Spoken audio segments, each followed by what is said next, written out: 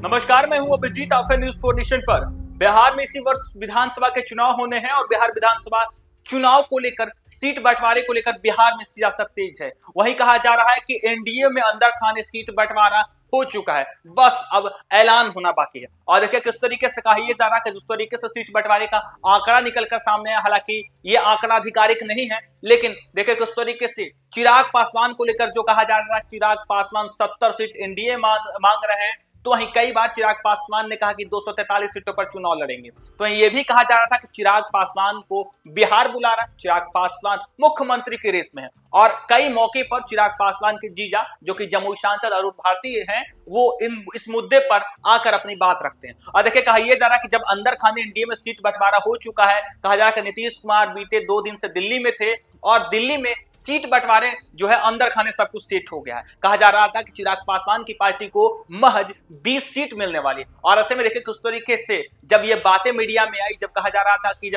था कि अंदर खाने सीट बंटवारा हो चुका है और आंकड़े जब बाहर निकलकर सामने आए सूत्रों का आधार पर, तब चिराग पासवान के जीजा जमुई सांसद अरुण भारती ने एक लंबा ट्वीट किया है। और इस ट्वीट के जरिए देखिए किस तरीके से 2015 विधानसभा चुनाव, 2020 विधानसभा चुनाव और 2025 विधानसभा चुनाव को लेकर क्या कुछ कह रहे हैं कि आंकड़े को लेकर देखिए किस तरीके से कर, यानी सीट बंटवारे को लेकर इशारे में अरुण भारती बहुत कुछ कह चुके हैं। लोक जनशक्ति पार्टी की स्थापना वर्ष 2000 में हुई थी, ये कह रहे हैं अरुण भारती, जो कि चिराग पासवान के जीजा हैं, जमुई से सांसद है और समय समय पर अपनी पार्टी के लिए, चिराग पासवान के लिए ट्विटर के जरिए, मीडिया के जरिए अपनी बात रखते हैं। और इस बार जब कहा यह जा रहा है कि अंदर खाने सीट बंटवारा हो चुका है, बस ऐलान होना बाकी है, तब अरुण भारती का ये ट्वीट जो है बिहार के राजनीति में काफी खास हो जाती है। अरुण भारती लिखते हैं कि लोक जनशक्ति पार्टी की स्थापना वर्ष 2000 में हुई थी। तब से अब तक पार्टी ने कभी भी बिहार विधानसभा चुनाव जदयू ने नीतीश कुमार के साथ नहीं लड़ा। ये बड़ी बात कह रहे हैं कि नीतीश कुमार के साथ लोजपा आज तक नहीं लड़ा। उसके साथ कह रहे हैं कि यही कारण है कि 2025 बिहार विधानसभा चुनाव लोजपा रामविलास के लिए ऐतिहासिक होगा, क्योंकि पहली बार लोजपा रामविलास जदयू के साथ गठबंधन में चुनावी मैदान में उतरेगी। 2015 में पार्टी ने एनडीए के साथ मिलकर 43 सीटों पर चुनाव लड़ा और 2020 में 137 सीटों पर चुनाव लड़ा। यानी 2020 विधानसभा चुनाव का जब चुनाव हो रहा था, तब चिराग पासवान नीतीश कुमार से बगावत कर नीतीश कुमार के खिलाफ चुनावी मैदान में थे। और 2000 से लेकर 2025 तक हमारे नेता चिराग पासवान जी के नेतृत्व में पार्टी लगातार मजबूत हुई है। देखिए अरुण भारती कह रहे हैं कि 2020 विधानसभा चुनाव में चिराग पासवान 137 सीटों पर चुनाव लड़ा था और 2015 में एनडीए के साथ मिलकर 43 सीटों पर चुनाव लड़ा था। खास बात यह है कि देखिए इशारों में अरुण भारती कह रहे हैं कि 2020 विधानसभा जब चुनाव था तो नीतीश कुमार के खिलाफ चिराग पासवान बिहार में विधानसभा चुनाव लड़ रहे थे, लेकिन कहा यह जाए कि जब 2025 में विधानसभा चुनाव होने, तब चिराग पासवान नीतीश कुमार के साथ चुनाव लड़ रहे हैं और यह चुनाव ऐतिहासिक होगा। हालांकि यह कहीं ना कहीं इशारे में कहा यह जाए कि जिस तरीके से सीट बंटवारे को लेकर सब कुछ साफ नहीं हुआ है, यानी संतोषजनक सीट चिराग पासवान को यदि नहीं मिला तो चिराग पासवान जो है 2025 में 2020 वाला खेल कर सकते हैं।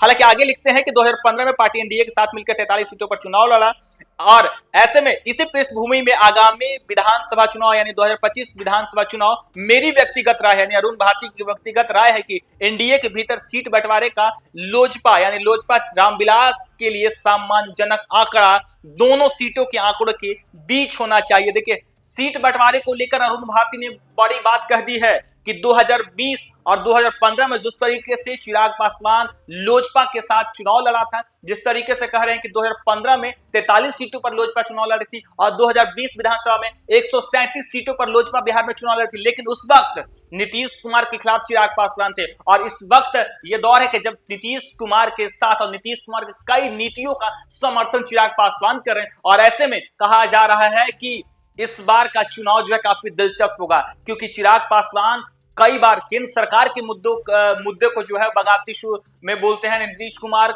कुमार के कई नीतियों का चिराग पासवान विरोध करते हैं।